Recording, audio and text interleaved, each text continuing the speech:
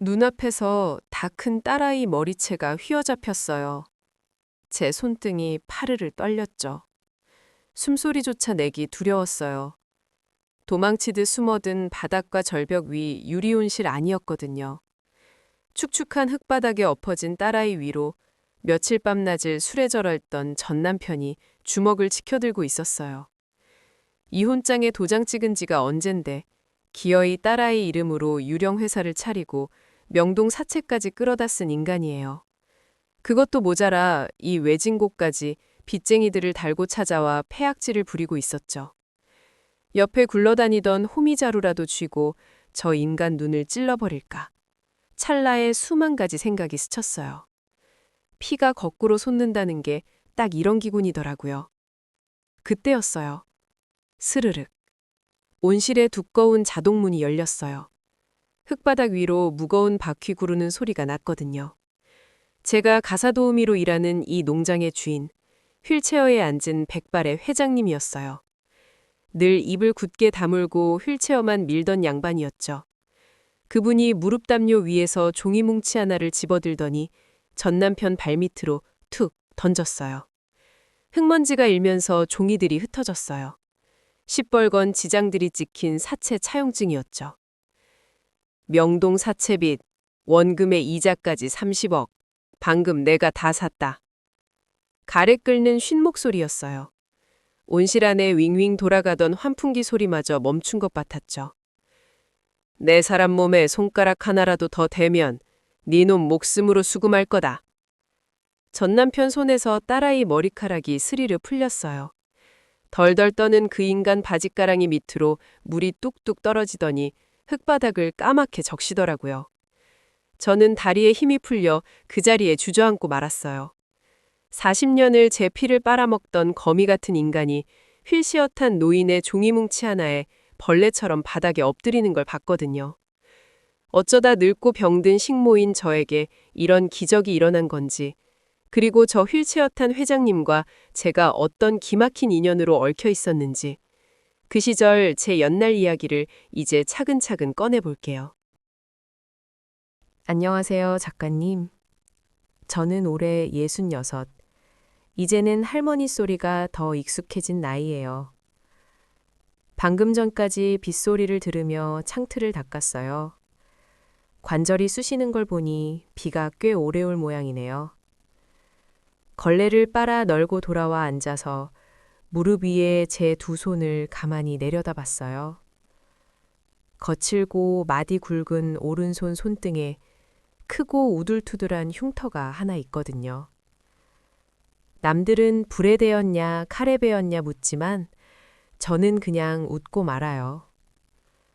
비가 오는 날 이 흉터를 쓰다듬을 때면 수십 년 전 매캐한 연탄가스 냄새랑 재봉틀 기계음이 뒤섞이던 그 시절이 코끝에 훅 끼쳐요.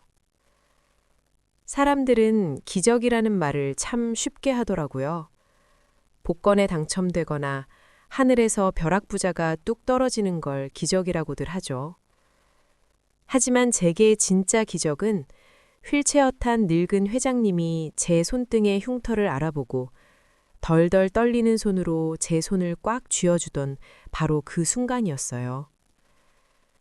저는 참 지지리도 가난한 집 맏딸로 태어났어요. 먹고 사는 게 숨 쉬는 것보다 버겁던 시절이잖아요. 밑으로 줄줄이 달린 동생들 입에 풀칠이라도 하려면 학교 책가방 대신 남의 집을 쓸고 닦아야 했어요. 제 나이 고작 14살이었죠. 엄마는 제 손을 잡고 서울 어느 부잣집 대문 앞을 찾아갔어요. 그때 제 손을 쥐고 있던 엄마 손이 얼마나 차갑고 축축했는지 지금도 생생해요. 대문이 열리고 저를 위아래로 훑어보던 사모님의 눈빛, 그리고 그 집 뒷방으로 밀려 들어가듯 시작됐던 식모살이. 제 인생의 첫 번째 굴레였죠. 그런데 그곳에 저만큼이나 아프고 외로운 도련님이 한 명 있었어요. 잔병치레가 많아서 늘 볕 안 드는 별채에 갇혀 지내던 마르고 창백한 아이였어요. 그 아이가 심한 발작을 일으키던 어느 밤이었어요. 다들 곤히 잠든 새벽, 저는 엉겁결에 제 손등을 그 아이 입에 물렸어요.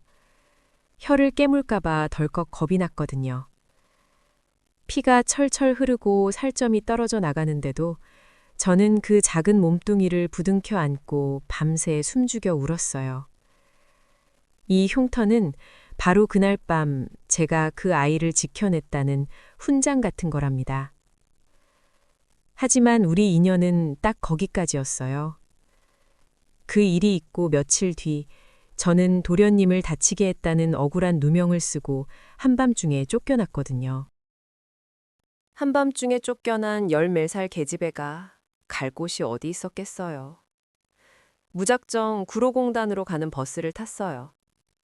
차비 빼고 주머니에 남은 돈은 동전 몇 푼이 전부였죠.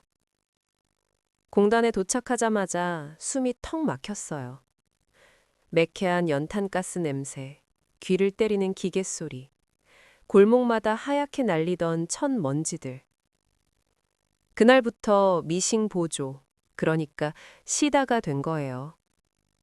하루에 3시간 이상 자본 적이 없어요. 벌집촌이라 부르는 그 좁은 방에 8명이 칼잠을 잤거든요. 옆 사람 뒤척이는 소리에 깨고, 천장 지나가는 쥐소리에 깨고, 미싱바늘에 손가락이 찔려 피가 나도 아프다고 울 틈도 없었죠. 한 달 뼈 빠지게 일해서 월급 봉투를 받으면 고향집 동생들 학비하라고 우체국에 달려가 몽땅 붙였어요. 저는 수제비 한 그릇으로 끼니를 때워도 동생들 학교 다닌다는 소식만 들으면 그게 배부른 줄 알았어요. 그렇게 10년을 미싱에 매달려 살았죠. 24. 남들은 꽃다운 나이라는데 제 손은 이미 거칠어지고 마디가 굵어져 있었어요. 도련님 발작을 막다 생긴 그 손등 흉터는 기계 기름때가 끼어 더 시커멓게 굳어 있었고요. 그러다 그 인간을 만났어요. 제 전남편이요. 같은 공장 재단실에서 일하던 사람이었어요. 번듯하게 생긴 얼굴에 말씨도 곰살 맞았죠. 야근하다 미싱대 앞에서 꾸벅꾸벅 졸고 있으면 말없이 단팥빵 하나를 툭 올려놓고 가곤 했거든요. 어느 날은 비가 억수같이 쏟아지는데 우산도 없이 퇴근하는 제 머리 위로 우산을 씌워주더라고요. 자기는 한쪽 어깨가 다 젖는데도. 그 다정함. 평생 남 위에 일만 하던 제게 처음으로 내밀어진 호의였어요. 거기에 넘어간 거죠.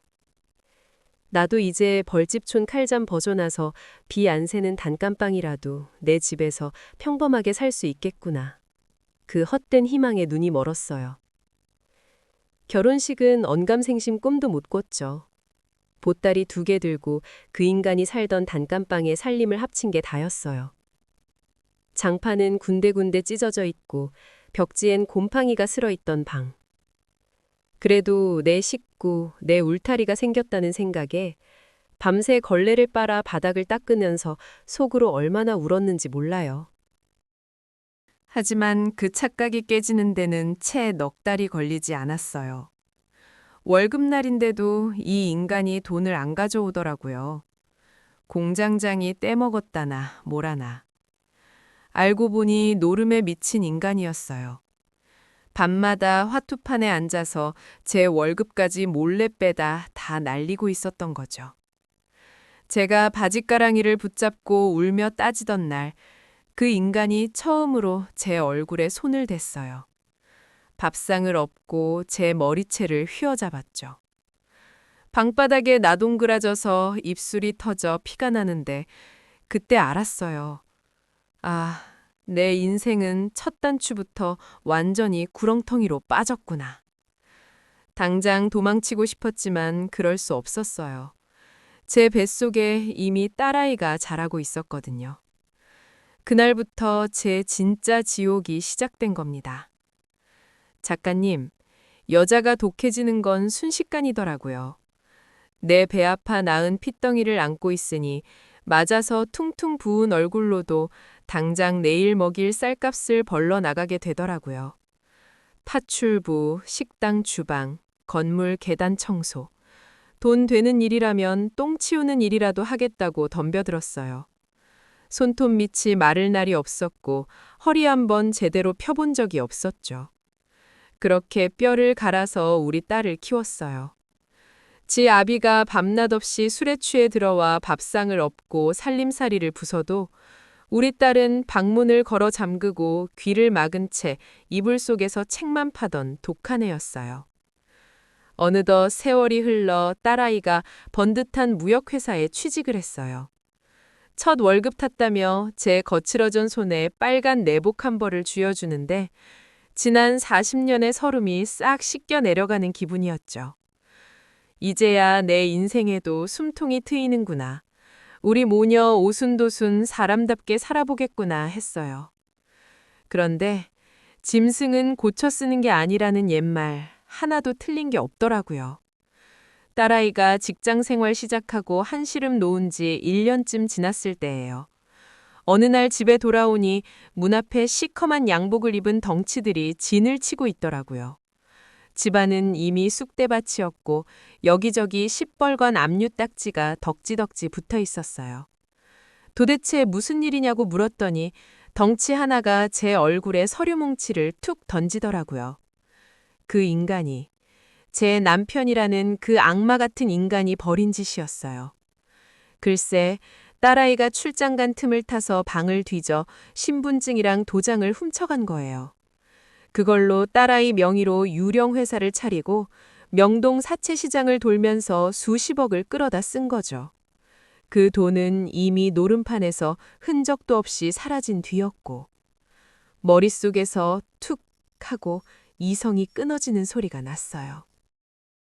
며칠 뒤 짐을 챙기러 기어들어온 그 인간을 붙잡고 미친년처럼 악을 질렀어요. 네가 인간이냐? 네 핏줄 인생을 어떻게 이렇게 짓밟을 수가 있어? 가슴을 치고 바닥을 뒹굴었죠. 그런데 그 인간 입에서 나온 소리가 뭔지 아세요? 적반하장도 유분수지 오히려 제 뺨을 후려치더라고요. 딸년 콩팥이라도 팔아서 내 빚 갚아야지. 안 되면 원양어선 타는 놈들한테 넘겨버리든가. 그러더니 방구석에 벌벌 떨고 있던 딸아이 머리채를 휘어잡고 질질 끌고 나가려는 거예요. 사채업자들한테 넘겨버리겠다면서요. 눈에 뵈는 게 없었어요. 부엌으로 달려가 도마 위에 있던 식칼을 빼들었죠. 손이 덜덜 떨리는데도 그 인간 목을 향해 칼끝을 겨눴어요. 내 새끼 몸에 손가락 하나라도 되면 너 죽고 나 죽는 거다. 오늘 여기서 다 같이 죽자.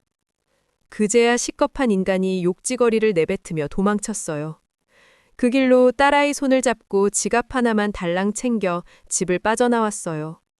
사채업자들이 보낸 건달들이 딸아이 직장까지 찾아가 행패를 부렸다더라고요. 직장도 잃고 잠잘 곳도 없이 찜질방이랑 싸구려 여관을 전전하며 세상에서 지워진 사람처럼 도망다녔어요. 그러다 예전에 식당 주방에서 같이 일하던 언니한테 연락이 닿았어요. 제 사정을 듣더니 한숨을 푹 쉬고는 일자리 하나를 알려주더라고요. 바닷가 벼랑 끝에 아주 외진 스마트팜 농장이 하나 있는데 외부인 출입을 철저하게 막고 CCTV가 수십 대 깔린 요새 같은 곳이래요. 거기서 먹고 자며 일할 입주 가사 도우미를 구한다고요. 농장 주인이 워낙 괴팍하고 성질이 더러워서 사람들이 며칠 못 버티고 나가는 바람에 자리가 비었다고 했어요. 월급이 얼마든 일이 얼마나 고되든 상관없었어요. 빚쟁이들 눈에 띄지 않게 숨어 살게만 해달라고 매달렸죠. 그렇게 야반도주하듯 밤기차를 타고 그 바닷가 저택으로 숨어들었어요. 높은 담장 위에 철조망이 쳐져 있고 마당에는 거대한 유리 온실이 있는 곳. 철창 없는 감옥 같았지만 갈 곳 없는 저희 모녀한테는 유일한 동아줄이었죠. 거기서 처음 마주한 게 이 농장의 주인 휠체어를 탄 백발의 회장님이었어요. 무릎엔 늘 두꺼운 담요를 덮고 하루 종일 말 한마디 없이 온실 흙바닥만 노려보는 양반이었죠. 눈빛이 어찌나 서늘하고 날카롭던지 눈이 마주치면 저도 모르게 고개를 푹 숙이게 되더라고요. 그런데 이상한 건 제가 식사를 차려드리고 돌아설 때마다 그 양반 시선이 제 뒤통수에 와서 꽂히는 게 느껴졌어요. 특히 제가 행주를 빨거나 과일을 깎을 때면 제 거칠어진 오른손 손등 위를 뚫어지게 쳐다보시더라고요. 그 바닷가 저택에서의 생활은 숨이 막힐 정도로 고요했어요. 파도 소리 말고는 들리는 게 없었거든요. 딸아이도 저도 죽은 듯이 엎드려 온실 토마토 넝쿨만 다듬었죠. 그런데 회장님은 참 이상한 분이었어요. 밥상을 차려드려도 늘 두어 숟갈 뜨다 말고는 제 손등만 뚫어지게 보셨거든요. 하루는 마당 수도가에서 찬물에 걸레를 빨고 있는데 뒤에서 휠체어 구르는 소리가 나더니 멈춰 서더라고요. 돌아보니 회장님이 제 오른손을 보고 계셨어요. 그 흉터 하고 입을 떼시더니 이내 고개를 접고는 휠체어를 돌려 가버리시더라고요. 속으로 흉측한 손으로 밥상을 차려내니 입맛이 떨어지시나 보다 하고 지레 겁을 먹었죠. 그러던 어느 날 비가 억수같이 쏟아지던 날이었어요. 딸아이와 온실에서 비료 포대를 나르고 있는데 갑자기 쨍그랑 온실 한쪽 유리창이 박살이 났어요. 흙발로 지지기며 들어온 사람은 다름 아닌 전 남편이었죠. 사채업자들한테 쫓기다 심부름센터까지 풀어서 저희 모녀가 숨은 곳을 찾아낸 거예요. 이 인연들이 쥐새끼처럼 숨어 있으면 내가 못 찾을 줄 알았냐? 술 냄새를 풍기며 달려든 그 인간이 딸아이 머리채를 휘어잡아 바닥에 내동댕이 쳤어요. 바닥에 엎어진 딸아이 위로 그 인간이 주먹을 치켜들었고 저는 옆에 있던 호미자루를 꽉 쥐고 부들부들 떨고 있었죠. 그때 스르륵 온실 자동문이 열린 겁니다. 빗소리를 뚫고 무거운 휠체어 바퀴 소리가 흙바닥 위로 났어요. 회장님이었어요. 늘 덮고 있던 무릎 담요 위에 서류 뭉치를 올려놓고 계셨죠. 그 양반이 손을 들어 서류 뭉치를 전 남편 발밑으로 툭 던졌어요. 명동 사채빚, 원금의 이자까지 3억, 방금 내가 다 샀다. 그 한마디에 펄펄 뛰던 전 남편의 움직임이 딱 멈췄어요. 내 사람 몸에 손가락 하나라도 더 대면 네 놈 목숨으로 수금할 거다. 서늘하다 못해 살기가 도는 목소리였어요. 전 남편이 바닥에 떨어진 서류를 주워들더니 사색이 되더라고요. 자기 지장이 찍힌 진짜 차용증이었으니까요. 40년을 제 위에서 왕처럼 군림하던 인간이 휠체어 탄 노인의 호통 한 번에 무릎이 꺾이더라고요. 살려주십시오, 회장님. 다시는 나타나지 않겠습니다. 바닥에 이마를 찌으며 빌더니 뒤도 안 돌아보고 빗속으로 도망쳤어요. 온실 안에는 빗방울이 유리창을 때리는 소리만 남았어요. 저는 호미를 든 채 다리에 힘이 풀려 주저앉아 버렸고요. 그때 회장님이 휠체어를 직접 굴려 제 앞으로 다가오셨어요. 그러더니 바닥에 짚고 있던 제 오른손, 그 우둘투둘한 흉터가 있는 손을 두 손으로 꽉 쥐시더라고요. 회장님의 두 손이 덜덜 떨리고 있었어요. 왜 바보같이 평생 도망만 다니고 살았어. 가래 끓던 쉰 목소리가 아니었어요. 물기가 가득 찬 목소리였죠. 고개를 들어 그분의 얼굴을 봤어요. 주름진 눈가로 눈물이 뚝뚝 떨어지고 있었어요. 나야, 네가 14살 때 손등 내어주고 살렸던 그 뒷방 아름돌이. 순간 머릿속이 하얗게 비워졌어요. 50년 전 숨 넘어가던 발작 속에서 제 손등을 물어뜯으며 울던 창백한 도련님. 그 연약했던 아이가 세월의 풍파를 맞아 휠체어에 앉은 백발의 노인이 되어 제 손을 잡고 있었어요. 제가 쫓겨나던 날 밤 도련님은 맨발로 대문 밖까지 쫓아나오다 계단에서 굴러 다리를 크게 다쳤다고 했어요. 평생 휠체어 신세를 지게 됐지만 이 약물고 농장 사업을 키워 이 자리까지 왔다고요.